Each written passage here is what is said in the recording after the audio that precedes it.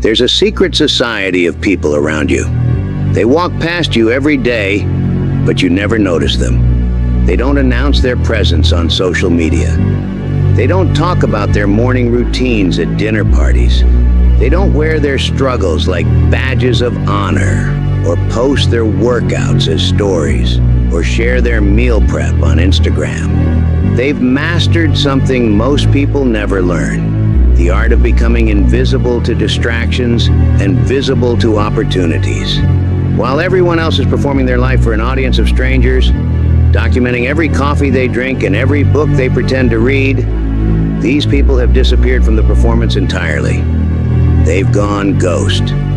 Not because they're antisocial, not because they're hiding from life, not because they're afraid of judgment or criticism, but because they've discovered that the most powerful transformations happen in silence, in shadows, in the spaces between what everyone else is paying attention to. They've learned that real power comes from operating in the invisible spectrum. They figured out that while everyone else is competing for attention, the smartest move is to compete for results. While others are optimizing for likes, they're optimizing for life changes. While others are building audiences, they're building themselves. These people understand something fundamental about human psychology that most miss. The moment you make your transformation public, you compromise its effectiveness. The moment you start performing your change, you stop experiencing it. The moment you turn your growth into content, you turn yourself into a character playing a role instead of a person becoming something new. Today, I'm going to show you how to join this invisible revolution. How to disappear from the noise so completely that when you resurface, even you won't recognize who you've become. How to vanish from the performance of improvement and appear in the reality of transformation. This isn't about becoming a hermit or cutting yourself off from society. This is about strategic invisibility. This is about understanding that in a world where everyone is shouting, the whisper cuts through. In a world where everyone is performing, authenticity becomes magnetic. In a world where everyone is trying to get noticed, the power lies with those who can't be distracted. Here's something I've noticed after studying thousands of transformation attempts. The people who talk the most about changing are usually the ones who change the least. They announce their new diet on Monday with a long post about how this time is different. They post progress photos of their workout routine on Tuesday. They share motivational quotes about discipline and consistency on Wednesday. They write detailed captions about their journey and their why and their commitment.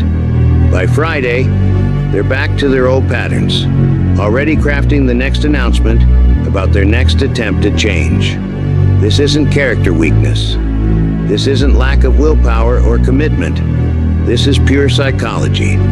When you announce your intentions, your brain gets a hit of dopamine as if you've already achieved the goal. You receive social validation for the intention, which reduces the psychological pressure to actually follow through on the action. The announcement becomes a substitute for achievement. The planning becomes a replacement for execution. The talking becomes a way to avoid doing. But there's something deeper happening here. When you announce your transformation publicly, you're not just seeking validation. You're outsourcing your accountability to people who don't actually care about your success.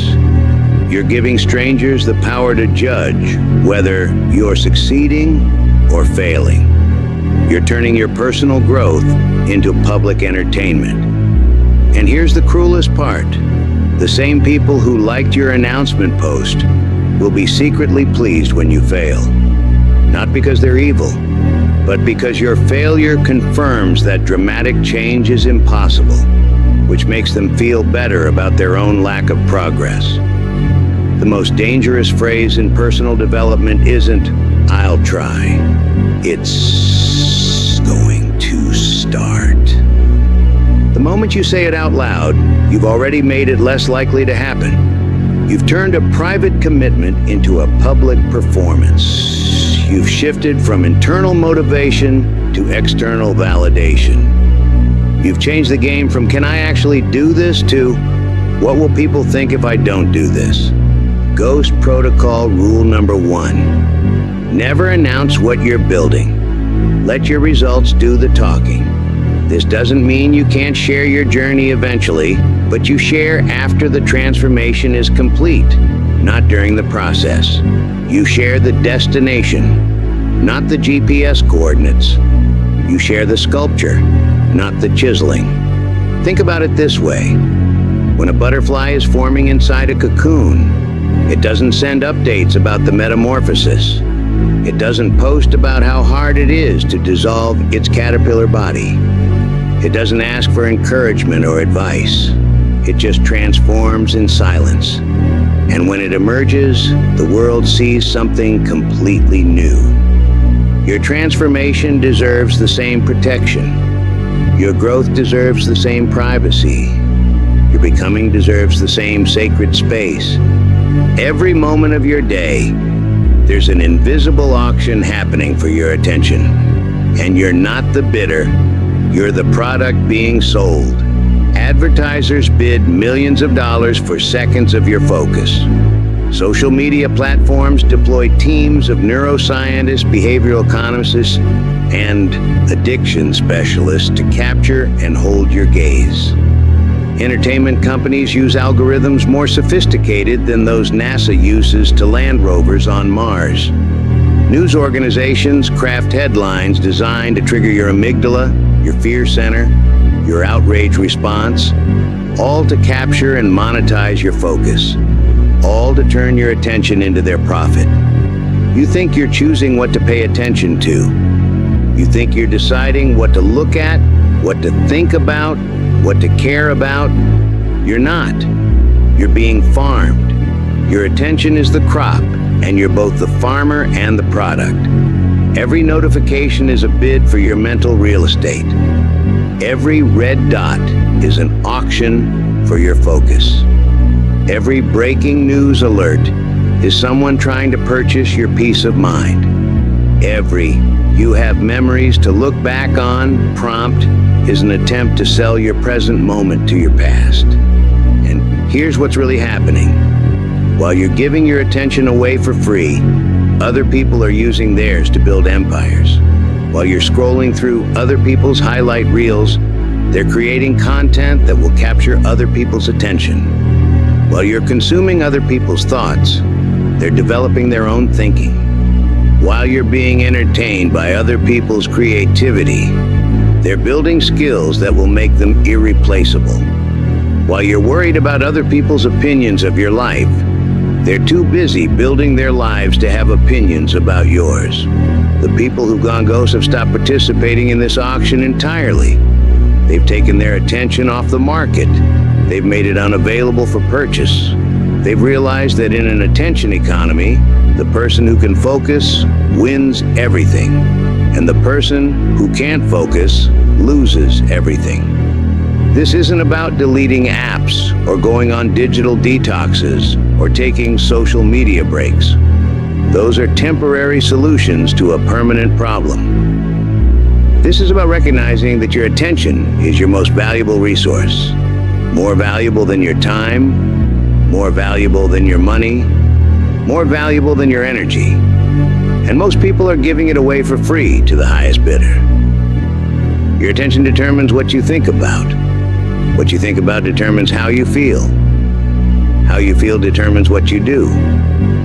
What you do determines what you become. Control your attention, and you control your entire life trajectory. Lose control of your attention, and you lose control of everything else.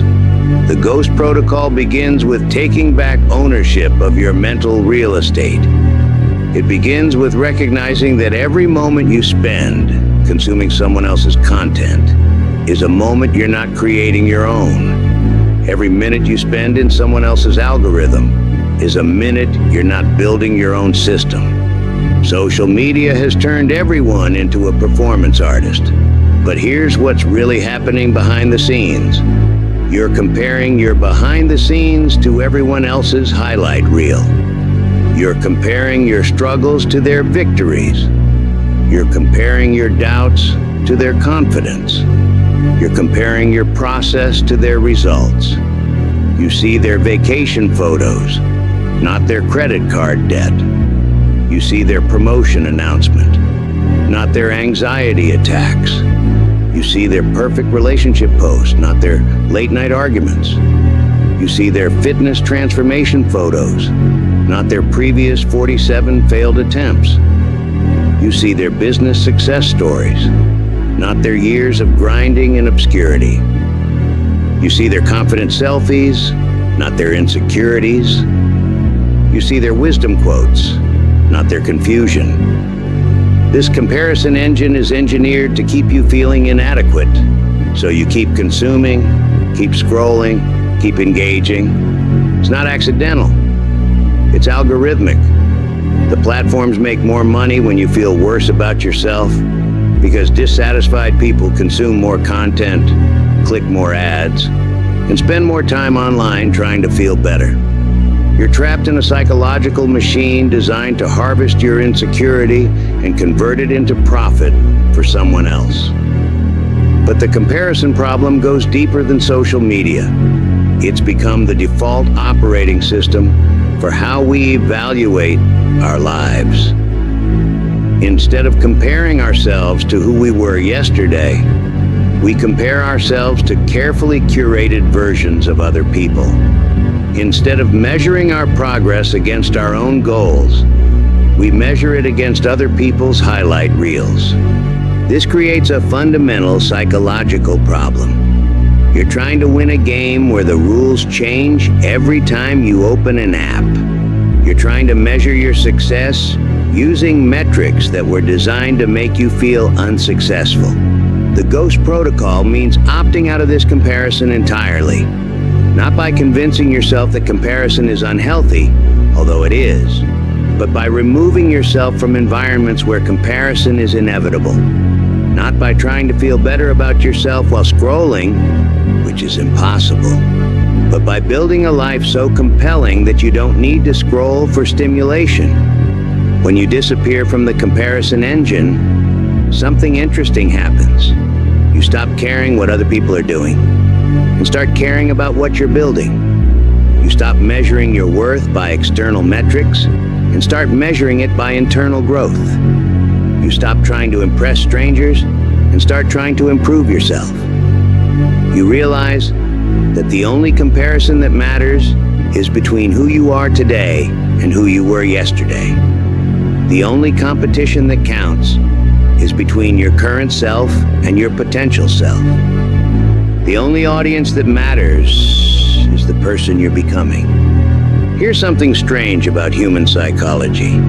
The moment you start performing an identity, you stop becoming it. When you start posting about being disciplined, you become less disciplined. When you start talking about being focused, you become less focused. When you start sharing your productivity system, you become less productive. When you start teaching what you're learning, you stop learning as deeply. This isn't because teaching or sharing is bad. It's because performing takes energy that could be used for doing. It's because documenting takes time that could be spent building. It's because maintaining an image takes mental resources that could be applied to actual development. Every minute you spend crafting the perfect post about your workout is a minute you're not actually working out. Every moment you spend writing captions about your reading habit is a moment you're not actually reading. Every second you spend curating your image as someone who has their life together is a second you're not actually getting your life together. The performance becomes the product instead of the byproduct. The GHOST protocol recognizes this paradox and uses it strategically. Instead of performing the identity you want to have, you focus entirely on becoming it. Instead of looking like someone who has their life together, you actually get your life together. Instead of seeming disciplined, you develop actual discipline. This creates a compound effect.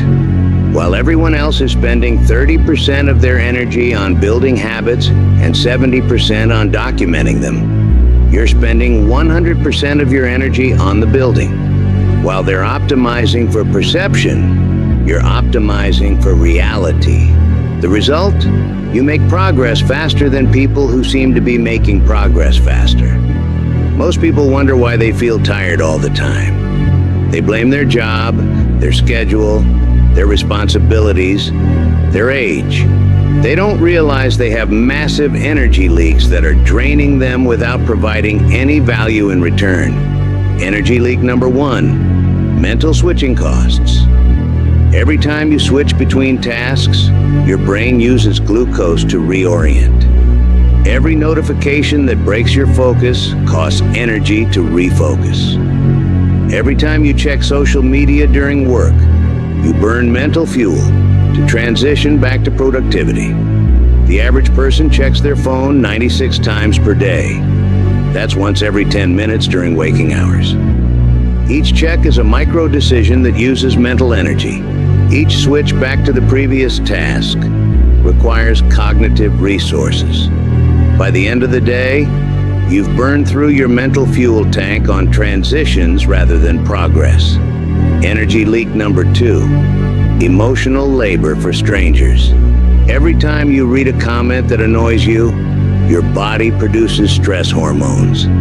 Every time you see news that upsets you, your nervous system activates fight or flight responses. Every time you engage in arguments with people you'll never meet about topics that don't affect your life, you drain emotional energy that could be used for your actual relationships and goals. You're spending emotional resources on people who don't care about you, about problems you can't solve, about situations you can't control. Energy leak number 3, decision fatigue from meaningless choices. Your brain treats all decisions equally in terms of energy expenditure. It uses the same mental resources to decide what to watch on Netflix as it uses to decide important life choices. When you're constantly making micro decisions about entertainment, food, clothes, and activities, you exhaust your decision-making capacity before you get to choices that actually matter. Energy leak number 4, comparative analysis paralysis. When you're constantly comparing your life to others, your brain is running background calculations. Am I doing better or worse than this person? Should I be doing what they're doing? Why don't I have what they have? These calculations use processing power that could be applied to actually improving your situation. The GHOST protocol involves plugging these energy leaks systematically. Instead of managing your time, you manage your energy. Instead of trying to do more things, you eliminate energy drains so you have more fuel for the things that matter. When you stop bleeding energy to meaningless activities, you suddenly have abundant energy for meaningful ones. Building in the basement. Every significant breakthrough in history happened in private before it appeared in public. Einstein developed the theory of relativity while working as a patent clerk, not while giving lectures at universities. The Wright brothers built the first airplane in a bicycle shop in Dayton, Ohio, not at a press conference or tech summit. Steve Jobs and Wozniak created Apple in a garage, not in a boardroom full of investors. Marie Curie discovered radium in a converted shed, not in a state-of-the-art laboratory. These weren't accidents. Private development is more effective than public development because it's free from external pressure, free from premature judgment, free from the need to explain or justify your process to people who don't understand it. Your transformation needs a basement, a place where you can experiment, fail, iterate, and rebuild without an audience judging every attempt. A space where you can be terrible at something new without having to defend your right to be terrible. This basement isn't just physical space, Although having a physical space helps, it's psychological space. It's the mental environment where you're free to try things that might not work, to explore ideas that might be wrong, to practice skills you might be bad at. Most people skip the basement phase entirely. They want to go straight from idea to public success. They want to monetize their transformation before they've actually transformed. They want to teach what they're still learning. They want to be recognized as experts before they've developed expertise. This creates several problems. Problem 1. Premature exposure kills experimentation. When you're doing something in public, you feel pressure to succeed at it immediately. You can't afford to look incompetent or confused. This pressure prevents you from taking the risks necessary for breakthrough learning. Problem 2. External feedback interferes with internal development. When you're getting constant input from others about what you should do, how you should do it, and whether you're doing it right, you lose touch with your own intuition and judgment. You become dependent on external validation instead of developing internal standards.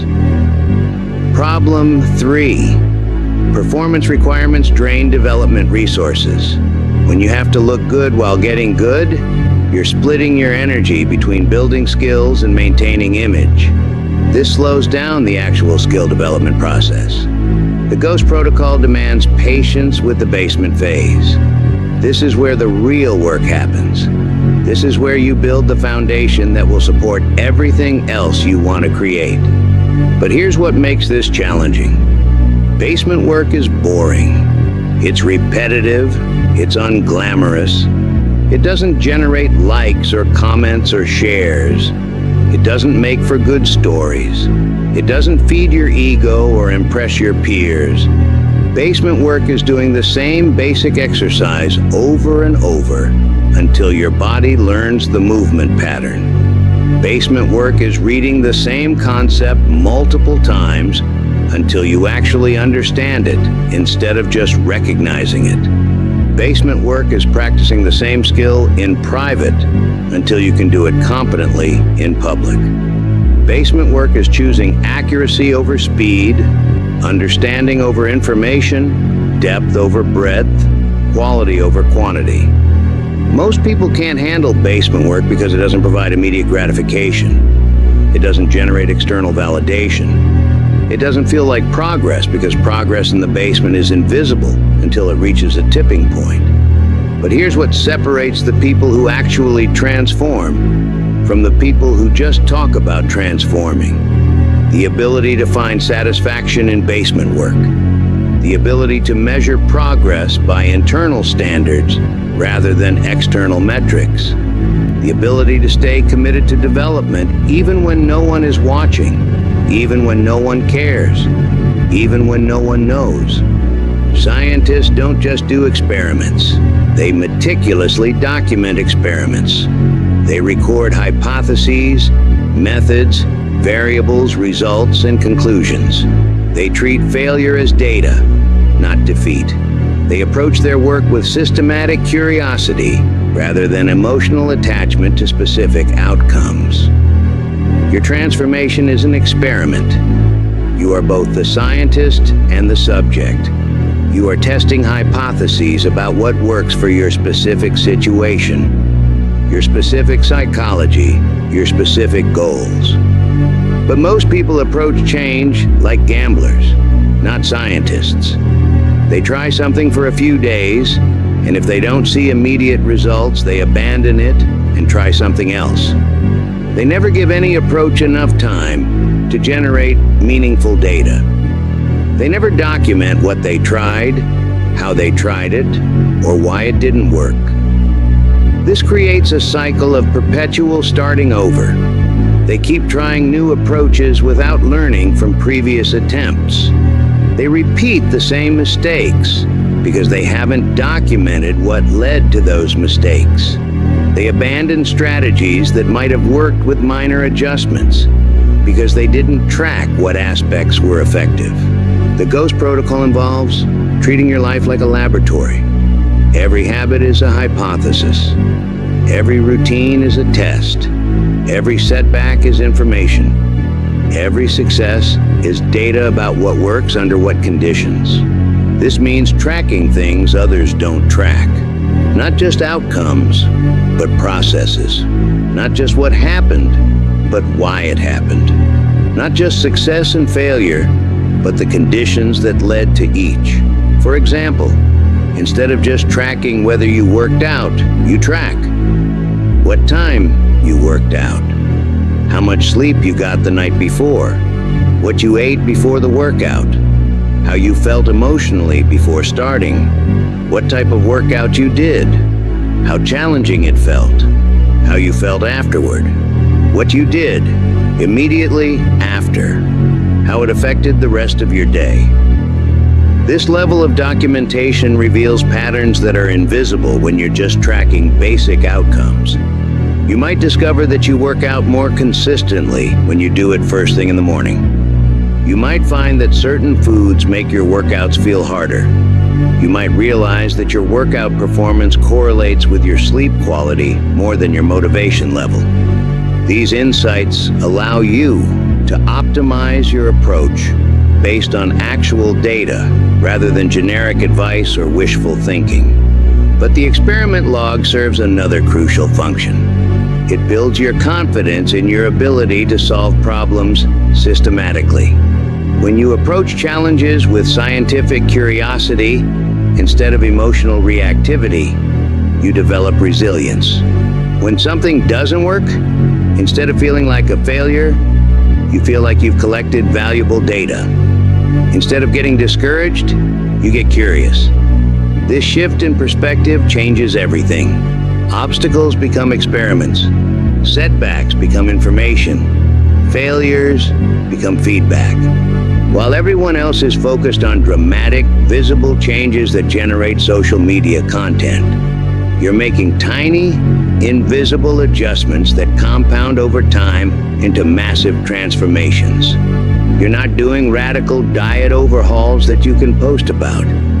You're slightly adjusting your eating window each day until intermittent fasting becomes natural. You're not doing extreme workout challenges that generate before and after photos. You're adding one more rep, one more minute, one more degree of difficulty until strength becomes automatic. You're not reading for hours to hit arbitrary page goals. You're reading one more page than yesterday until learning becomes addiction. You're not making dramatic lifestyle changes that require announcements. You're making micro adjustments that are invisible to others and often invisible to you, but that compound exponentially over time. These micro adjustments are invisible to others because they don't cross the threshold of social significance. Nobody notices when you eat dinner 30 minutes later. Nobody cares when you do 5 more push-ups. Nobody tracks when you read 2 more pages. But they're also invisible to your own resistance mechanisms. Your brain doesn't fight changes it can't perceive as threats to your current identity. Your psychology doesn't rebel against improvements that feel natural and sustainable. Here's the mathematical advantage. Small improvements compound faster than large ones because they're sustainable. You can make a small improvement every day for years. You can only make large improvements occasionally. A 1% improvement every day for a year results in being 37 times better. But a 50% improvement once a month for a year results in being only about 130 times better. And that's assuming you can actually maintain 50% monthly improvements, which is nearly impossible. But there's a psychological advantage that's even more powerful. Compound invisibility builds genuine confidence rather than performance confidence. When you make dramatic changes, you feel good about the change. But you also feel pressure to maintain it. You become attached to the identity of being someone who made a dramatic change. Your confidence becomes dependent on maintaining that change. When you make invisible changes, your confidence comes from the process rather than the result. You develop faith in your ability to improve gradually and consistently. You become someone who gets better quietly, rather than someone who changes dramatically and publicly. This process-based confidence is more stable and more transferable. It applies to any area of life, any skill, any challenge. It's confidence in your ability to solve problems systematically, rather than confidence in any specific solution. While others are consuming content about skills, watching YouTube tutorials, reading blog posts, taking online courses, you're actually acquiring skills in private, away from the noise and opinions of people who aren't doing the work. The difference is crucial. Consuming content about a skill feels productive. It gives you the illusion of progress. You learn terminology. You understand concepts. You can talk intelligently about the skill. But consuming content about a skill is not the same as developing the skill. Real skill acquisition is messy, frustrating, and humbling. It involves making mistakes that feel stupid. It involves looking incompetent while you figure out the basics. It involves feeling confused about things that seem simple in theory. It involves pushing through periods where you seem to be getting worse instead of better. This is why most people quit during the skill acquisition phase. They expect linear progress. They think that if they understand something intellectually, they should be able to do it practically. They think that if they've consumed content about a skill, they should be able to execute it effectively. But skill development follows a different curve than content consumption. Content consumption is linear. You watch a video, you understand more. Skill acquisition is exponential. It looks like nothing is happening for a long time. Then suddenly, everything accelerates. The GHOST protocol means being comfortable with this messy middle phase. It means working on skills when you're bad at them, before you have anything impressive to show for it, before anyone would be impressed by your efforts. This requires a fundamental shift in how you measure progress. Instead of measuring progress by results, you measure progress by consistency. Instead of measuring progress by what others think, you measure progress by what you can do that you couldn't do before. It also requires accepting that skill development is not a performance. You're not trying to impress anyone. You're not trying to prove anything. You're simply trying to get better at something you want to be able to do. This creates several advantages. Advantage 1, you can focus entirely on learning instead of looking good while learning. You can make mistakes without worrying about judgment. You can ask basic questions without feeling stupid. You can start over without feeling like you're failing. Advantage 2, you develop genuine competence instead of performative competence. You learn to do things correctly rather than learning to look like you're doing things correctly. You build actual ability rather than the appearance of ability. Advantage 3, you develop intrinsic motivation rather than extrinsic motivation. You continue working on skills because you enjoy the process of getting better, not because you enjoy the attention that comes from being better. While everyone else is optimizing for productivity, trying to do more things faster, you're optimizing for depth, trying to do important things better. The difference is that productivity is about quantity, and depth is about quality. Productivity is about efficiency, and depth is about effectiveness. Productivity asks, how can I do this faster? And depth asks, how can I do this better? In an attention economy, depth becomes a superpower. While everyone else is skimming the surface of multiple topics, you're diving deep into few topics. While they're consuming information broadly, you're developing understanding deeply. While they're trying to learn everything, you're trying to master something. This creates exponential advantages. Deep work advantage. 1. You develop expertise instead of familiarity. Expertise can be monetized, taught, and leveraged. Familiarity is just having opinions about things you don't really understand. Deep work advantage. 2. You create value instead of consuming value. The economy rewards creators more than consumers, producers more than spectators, experts more than generalists. Deep work advantage. 3.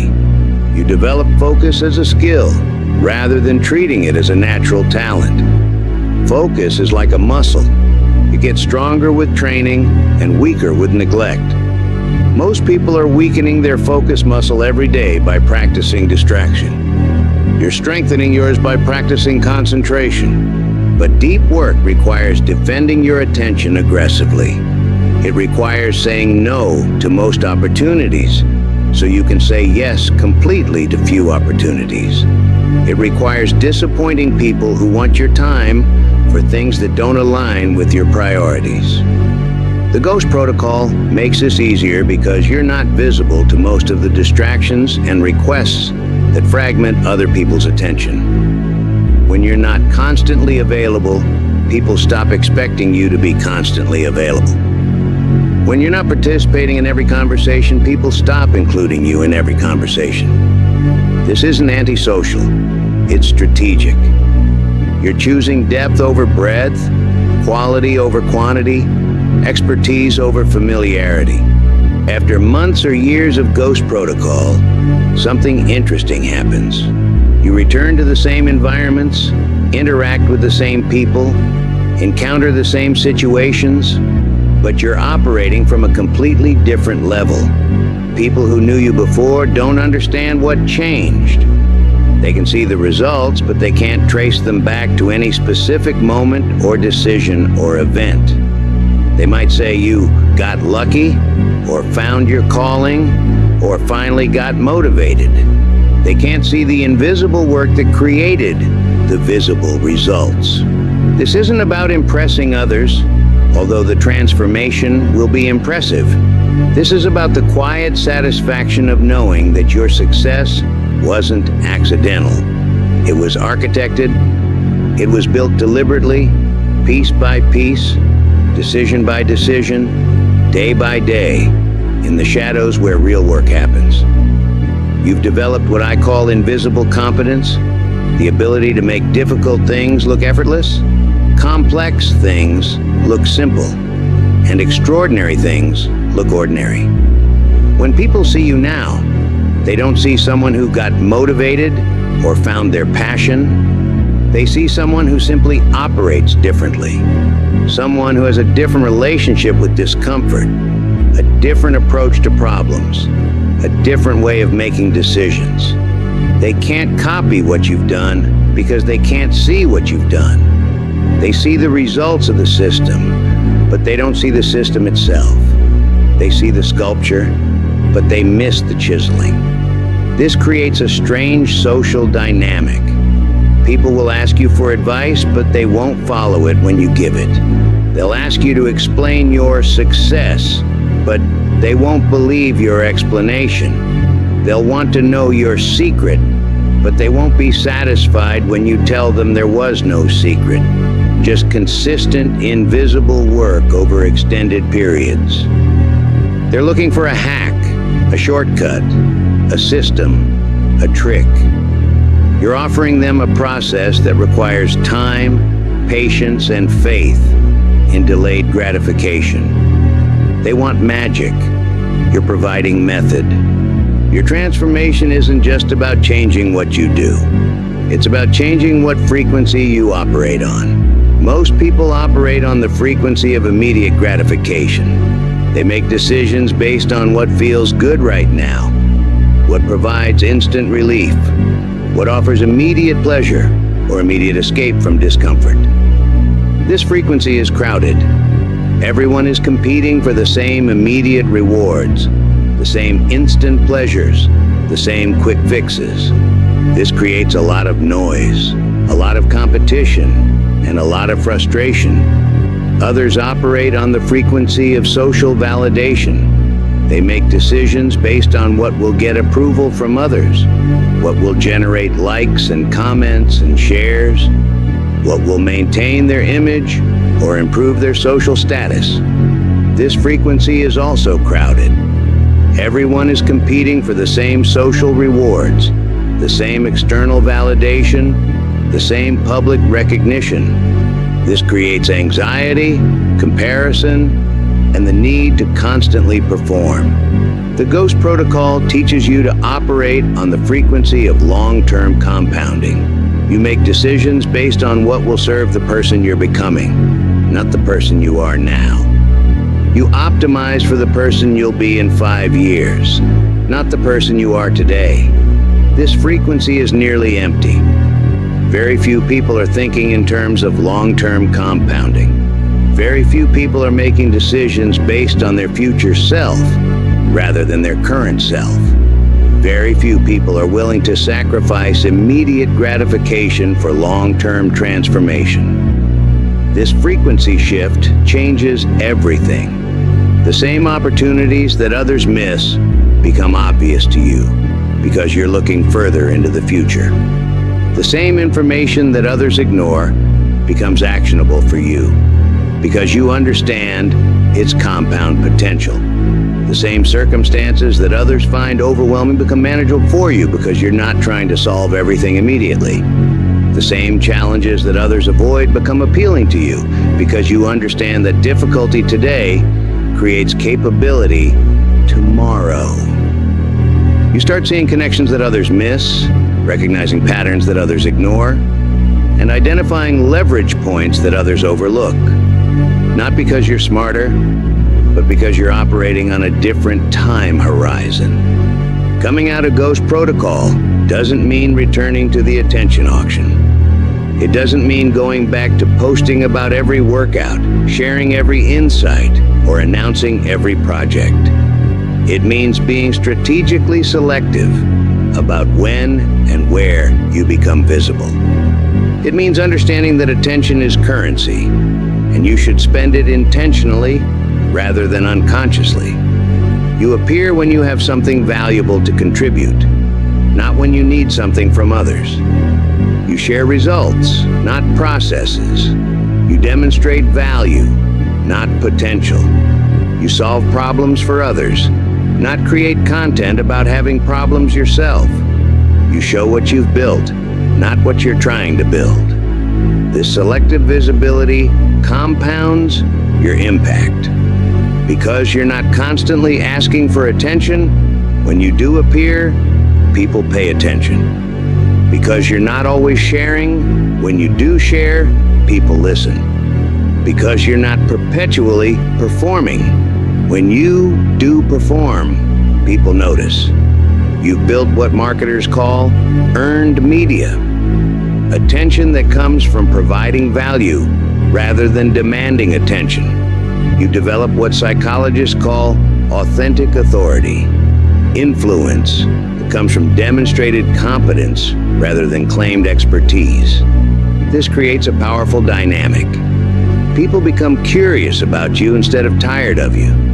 They wonder what you're working on instead of feeling overwhelmed by your constant updates. They respect your opinion because they know you don't share opinions casually. But selective visibility requires discipline. It requires resisting the urge to share every insight, post every achievement, or respond to every trending topic. It requires being comfortable with people not knowing what you're doing or thinking you're not doing anything. This discipline pays dividends. When you do choose to become visible, you have genuine impact instead of just generating noise. Your transformation doesn't end with you. Done correctly, it creates ripples that affect everyone around you. Your family, your friends, your colleagues, your community. But these ripples aren't created through preaching or teaching or trying to convince others to follow your path. They're created through modeling what's possible. When people see someone they know make a dramatic transformation, not through luck or circumstances, but through systematic effort over time, it expands their sense of what's possible for themselves. Not because you told them it was possible, but because you proved it was possible. This is how real change spreads through communities, not through viral content or motivational speeches, but through quiet demonstrations of what human potential actually looks like when it's systematically developed. Your transformation gives others permission to transform themselves. Your discipline gives others permission to be disciplined. Your focus gives others permission to focus. Your commitment to growth gives others permission to grow. But this only works if your transformation is genuine rather than performative. People can sense the difference between someone who has actually changed and someone who is performing change. They can feel the difference between authentic growth and manufactured inspiration. When your transformation is real, people are inspired by your example without feeling pressured by your advice. When your transformation is performed, people feel judged by your success and annoyed by your suggestions. The Ghost Protocol ensures that your transformation is genuine because it removes the performance incentive. You're not changing to impress others or build a personal brand or generate content. You're changing because you want to become someone different. This authenticity is what creates real influence. Not influence over what people think or say, but influence over what they believe is possible for themselves. Eventually, Ghost Protocol transitions into something I call integrated visibility. This is where you've completed your underground transformation and you're ready to operate in the world from your new level of capability.